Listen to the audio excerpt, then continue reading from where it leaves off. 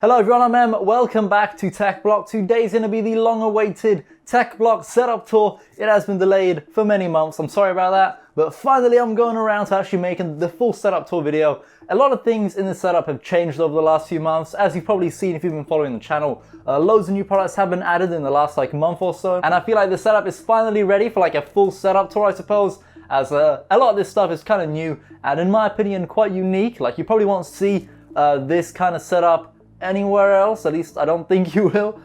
So I feel like I've added my own, spin on things here and kind of made it my own, I suppose. So I'm going to be going over pretty much the entire desk setup here, my PC internals, my monitors, my peripherals, the desks. I'll try to cover as much as I can without making this video crazy long. And then we also have another desk here from a company called FlexiSpot. They sent me this electric sit-stand desk. Currently, it is an absolute mess, as you can see. And it's usually like this all the time. I kind of just use this for videos now and again. I am eventually going to be putting an entirely separate setup here for when some friends come around. I'll have a separate PC there, just an entire setup right here basically. So when any of my friends come around, we can have a LAN party or something, I don't know. But that's kind of what that desk is going to be used for. But at the moment, it's kind of just covered with some dash cams and stuff for my car. Car reveal coming soon. I bought a dash cam for it, and if you guys are wondering, yo, what kind of dash cam did he buy? I bought the Vanture dash cam right here. Apparently for the price, it's pretty good. I doubt I'll be making any dash cam reviews on this channel, but if you guys would like to see car tech, I guess, let me know. I'll be sure to make some car tech videos, but I'm gonna go ahead and cover the rest of the stuff on this desk, I think towards the end of the video, as this is kind of the least interesting part of my room, I suppose. But I guess the most interesting part of my room is over here. So first of all, let's go ahead and talk about the monitors here and what they are. Do I like them? Should you buy them?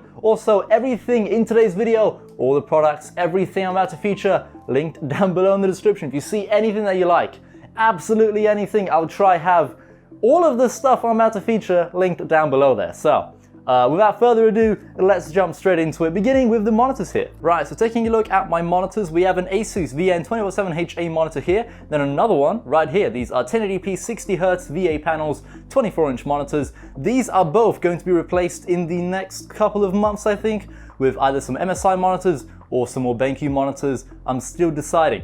So these are going to be replaced with 27-inch monitors so that there's no weird gap going on right here. But those are those two monitors. For the main one, this is the BenQ EX3501R, a 100Hz 3440 by 1440 35-inch curved ultra-wide VA panel.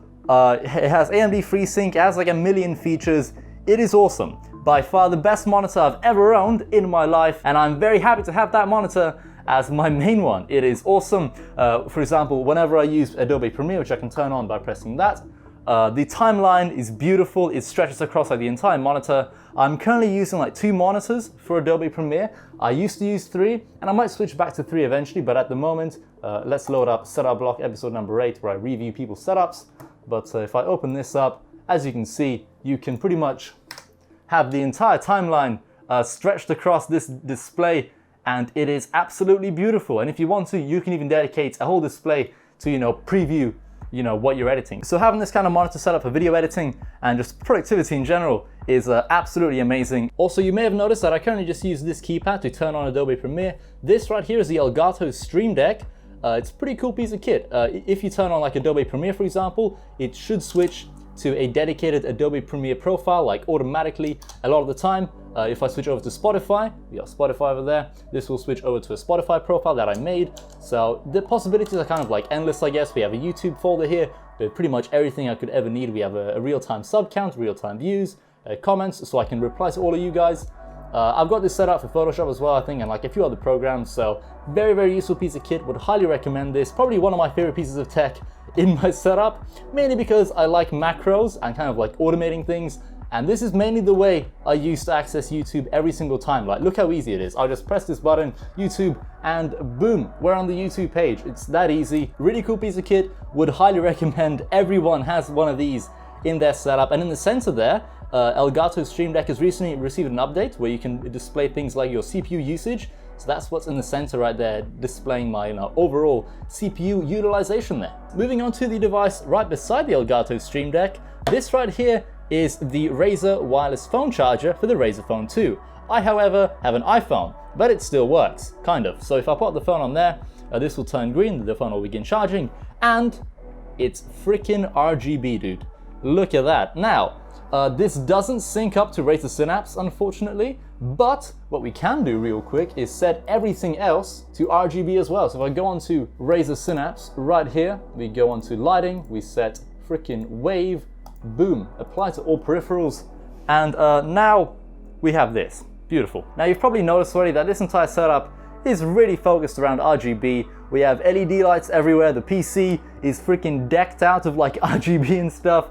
The wallpaper is custom. If you want a link to download this exact same wallpaper, link in description as well. Moving on, we also have the Razer Huntsman Elite keyboard right here. This is by far my favorite Razer keyboard that they've ever made, pretty much. Mainly because it has like crazy RGB here and it kind of fits in quite nicely into my setup in my opinion, but also because the switches on this keyboard are absolutely amazing and just very, very nice to use on a day-to-day basis. These are the Razer Purple optomechanical switches. They have a 45-gram actuation force and everything. Just a lovely keyboard all around. It is a shame though that the Razer Synapse 3 software sucks and is very, very buggy, causing problems now and again. But apart from that, in terms of like, you know, the switches and just the RGB, it works really well and the keyboard is just lovely.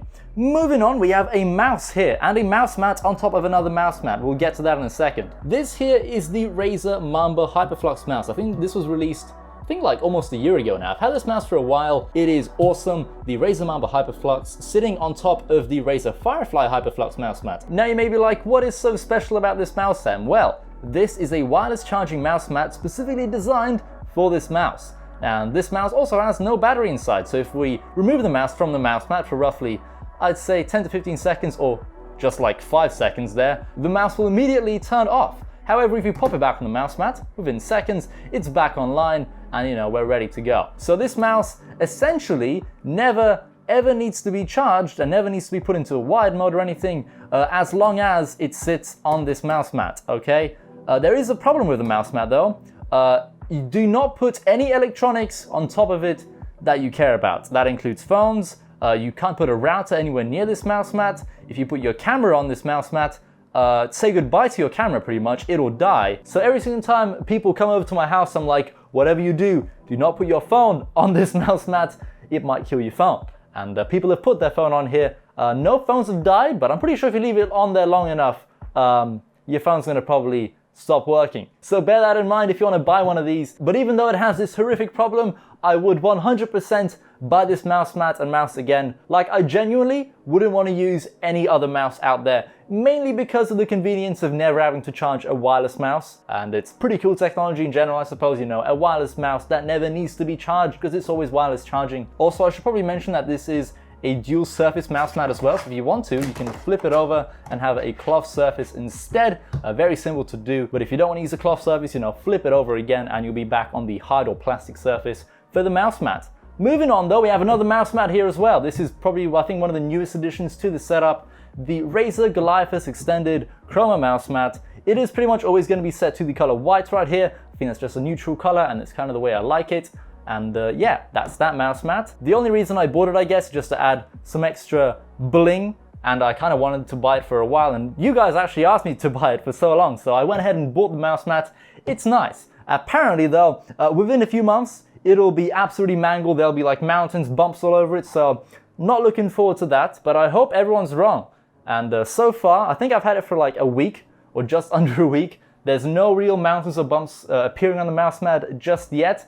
But then again, I'm not really using the mouse mat as intended, I guess, as I've got another mouse mat on top of it, and that's going to probably prevent a lot of the bumps from developing, you know? So I'm hoping that the mouse mat stays in good condition and, you know, doesn't cause me any problems in the future. Anyway, taking a look at the actual cable management here for, you know, my peripherals, you can probably see it's kind of like wireless, I suppose, except from these cables being inside here. But the wireless mouse and mouse mat combo, you may actually think that the mouse mat itself is also wireless, but I've drilled a hole right there so the mouse mat wire kind of goes directly into the desk right there and is hidden away nicely. So, you know, you think like, wow, dude, look at that cable management. You can't see any cables, dude, it's so sick.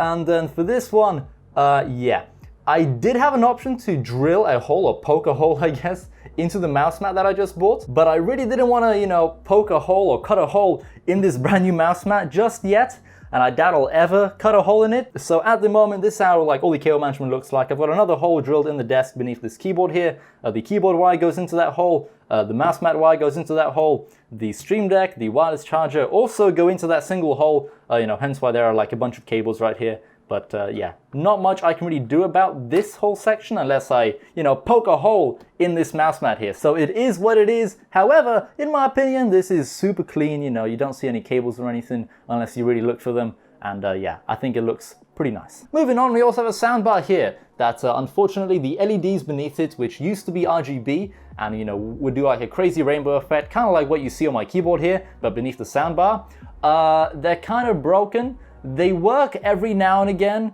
but after like an hour or two of the soundbar being turned on, the LED lights will completely turn off. So that's kind of weird. I should probably RMA it, but yeah. Don't really know what I'm going to do with the soundbar just yet. It's still really good. The sound quality is amazing. It's just that the LEDs beneath it are kind of dead. Now you may be like, but I can see LED lights right there, Em. That's because there's like Philips Hue Play light bars behind the monitor, shining light there, shining light there. There's also a QGeek USB powered LED strip there as well, all controlled via Apple HomeKit and my Amazon Echo there. If you're wondering what this is, dude, so I'm going to probably get tons of comments. What is that clock? This is the Amazon Echo Spot with a custom TechBlock / like Razer Chroma RGB skin that I made in Photoshop.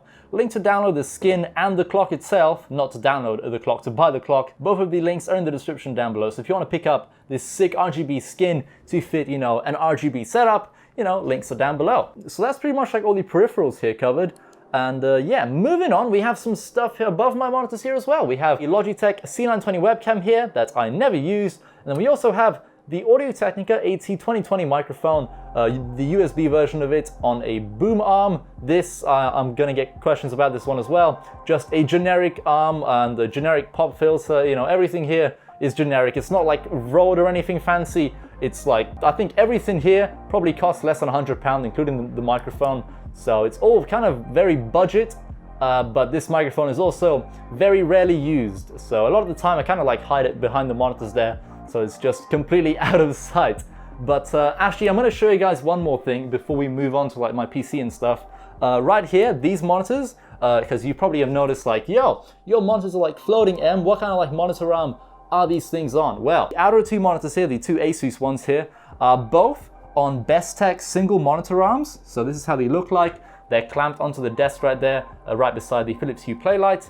And yeah, they're just VESA mounts. That's it really. Nothing really too crazy. The middle monitor is on its stand. You can see these stand legs right there and there. This is not a VESA mountable monitor. If you want a VESA mounted, you have to buy a special adapter, and can't be asked to do that, so I think this looks absolutely fine. And as for the other Asus monitor beside my PC here, this one is also VESA mounted, the exact same monitor arm, the Bestech like gas powered or spring powered arm or whatever, same exact stuff here, so both monitor arms are the same, and yeah, that's kind of how that is. Moving on to my PC, this is the Sharkoon Pure Steel white PC case. For the price, this is an absolutely beautiful case, tempered glass side panel, and like look at just look at those fans there. They're the Corsair light loop fans. They look freaking beautiful. We have NZXT Hue Plus LED strips like all over this case, adding crazy amounts of RGB. This entire build is just like AMD. We have the AMD Ryzen 7 2700X CPU, 32 gigabytes of HyperX Predator DDR4 RGB RAM, and an AMD Radeon RX Vega 64 card from Asus there. That is the like Asus Strix ROG version or whatever. Apparently one of the worst Vega cards you can buy due to like, I think some components in there overheating and causing instability. But that's that card nevertheless. As for the other things in the PC build, we have the Arctic P12 PWM like white fans in there. We have an XPG M.2 drive. We have a WD M.2 drive in there. No hard drive storage in this PC at all, just solid state storage everywhere. We have the NZXT Kraken X52 cooler on there. All custom sleeved cables by Shack Mods. And then as for the motherboard inside this PC build, that is the Asus ROG X470 Crosshair 7 Hero motherboard. Pretty much one of the best motherboards that you can buy for Ryzen. Also, I would like to mention that I will be buying the brand new AMD Zen 2 CPUs, their 3rd gen CPUs. Can't wait to do that. I'm pretty sure I'm gonna buy the 3700X or whatever they're gonna call it. Can't wait to upgrade to like, you know, the Zen 2 architecture, crazy IPC gains. I'm hoping that they can hit 5 gigahertz. That'll be crazy. The performance increase will be beautiful. I definitely plan on doing many more PC builds in the Zen 2 CPUs when they finally get released, hopefully sometime this year. Moving on from the PC build, we also have the GT Omega Elite white black gaming chair right here. Absolutely awesome stuff here. Brand new chair. I bought it like I think half a year ago, and it's holding up very well. Pretty comfortable chair. I really like the look of it, and I think it does fit in quite nicely into my setup.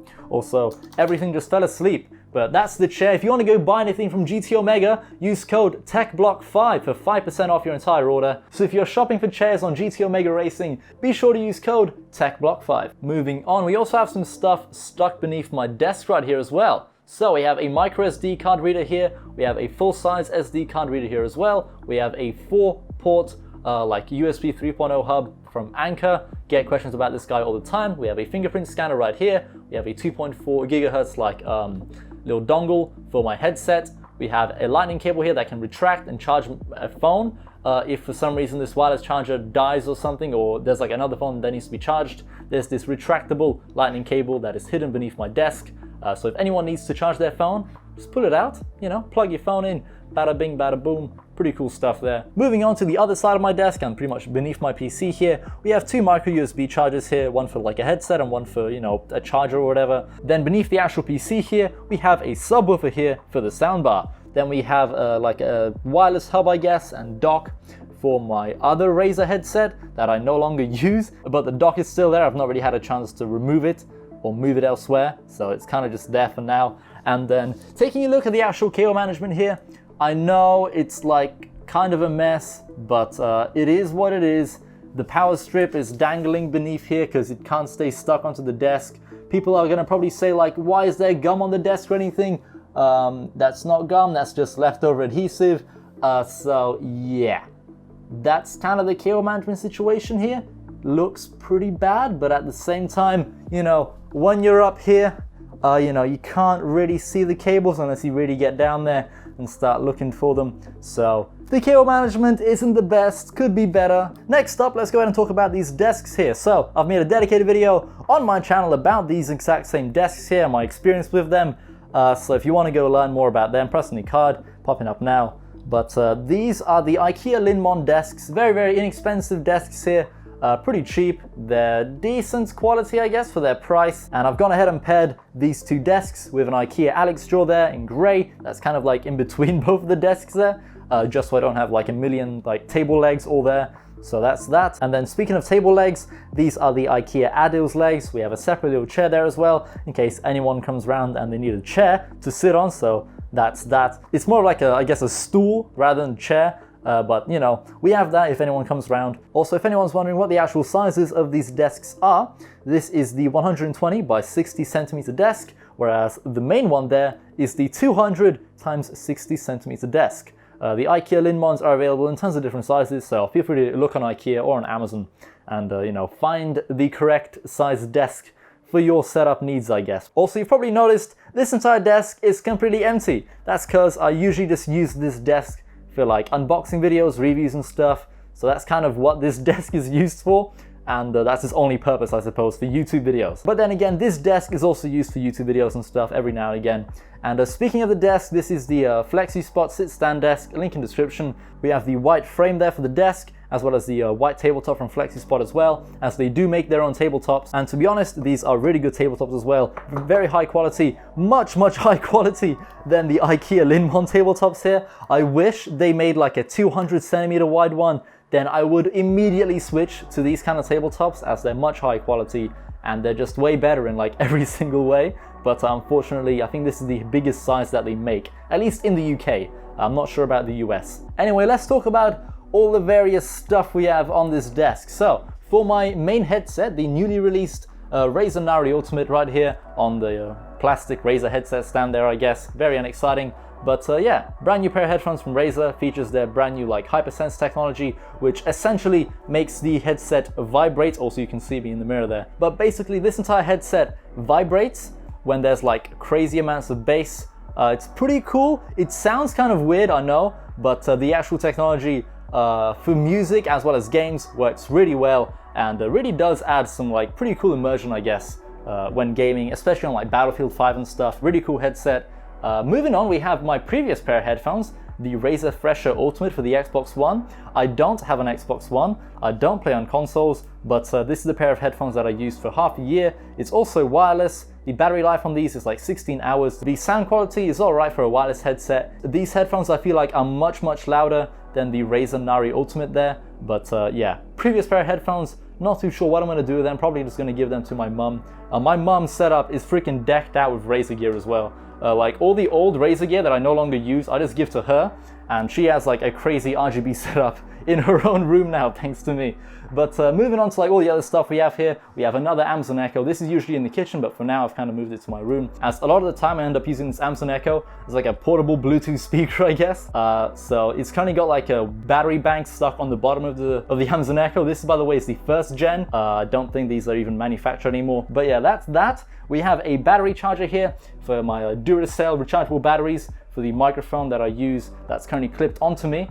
We have like this mess here, mess of cables there as well. This power strip is usually stuck on the bottom of the desk, but for now it's kind of right here for the time being. Next up, we have the Synology NAS. This is a 16 terabyte NAS that Synology hooked me up with. Thank you guys. This is pretty much like my archive storage for all the YouTube videos. So whenever I'm done recording a video for YouTube, you know, I'll edit it, I'll post it online, and then with all the leftover files, I'll kind of just pop them onto the NAS here. As you know, it has tons of storage. It's awesome. It's all connected to my router back there as well. And yeah, that's my NAS there. Moving on, we also have some more car stuff here. We have like a suction mount for the dash cam itself. We have this, you know, 2 extra USB ports for charging devices when you're in your car. We have a Karambit here. This is the Karambit Fade knife. Pretty cool stuff. I bought this from Fade Case, if anyone's wondering.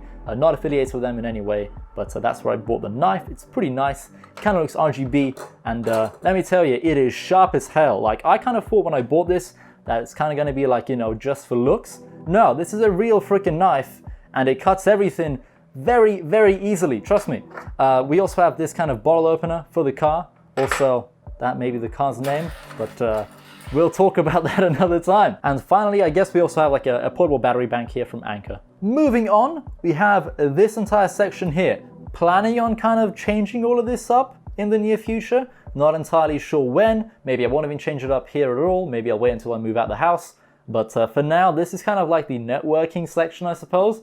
So we have an AirPod dock there. That's not really to do with networking at all. But, you know, I'm in the 1%, guys. We have some AirPods here for taking business calls. Moving on, we have this behemoth of a router, I guess. This is the Netgear XR500 router. Waiting for the XR700 to arrive. It's kind of been delayed by quite a while. Just kind of waiting on Netgear at the moment to, you know, hook me up with the brand new router.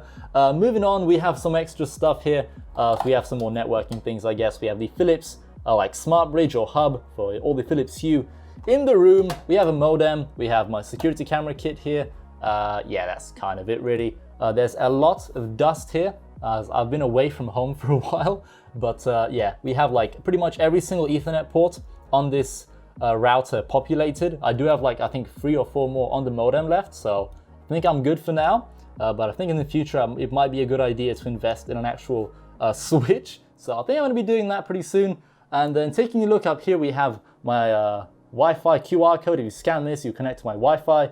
And then right here, we have, you know, Philips Hue once again. This can be used to turn off like everything in my room stuff. I can also, of course, adjust brightness on here and stuff as well. But I can turn all the lights off with just one button. Now, there are a lot of Philips Hue lights in this room. We have a Philips Hue smart bulb. We have Philips Hue behind this desk. There's Philips Hue behind this entire desk here. There's, you know, Philips Hue play bars there. Philips Hue LED strip behind the subwoofer. Philips Hue is going to be there as well, I think, coming in a few days. That'll all be replaced with Philips Hue as well. So lots of Philips Hue going on in this room. But yeah, that's kind of the networking area, I suppose, and Philips Hue smart dimmer switches. And I think that's kind of everything. Actually, no. That is not everything. We have some more really epic smart home stuff. So, are you guys ready? Close curtains. Are you ready for your mind to be blown? All right, look at that. I can close my curtains via an Amazon Echo. we're living in the future, guys. This is crazy. Also, this thing does come with an actual remote. I made a dedicated video about these curtains here. If you want to go learn more, press on the card somewhere on the screen. But pretty cool curtains. They cost a fortune though, so bear that in mind. I think these curtains cost more than my graphics card. Yeah, very expensive piece of tech, I guess. But it's pretty cool. You can open up your curtains with your voice or with the remote. But apart from that though, that's pretty much my entire setup and kind of like a room tour as well.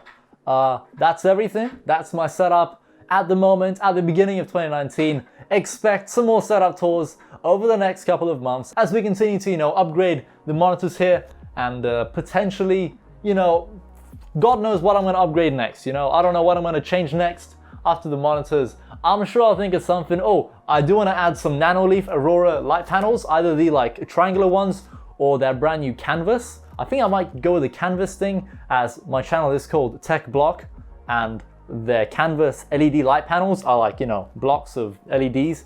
I think they'd look pretty cool, so I'm gonna probably end up going with them. When exactly I'll be adding, Nanoleaf products to my setup though, I don't know. I really don't know. Maybe in the next month or two, I'll probably invest in some Nanoleaf Aurora. I've been meaning to buy them for so long, I just haven't gotten around to doing so yet. But yeah, that's pretty much been my setup tour for 2019, January on. It's February now, February 1st when I'm recording this.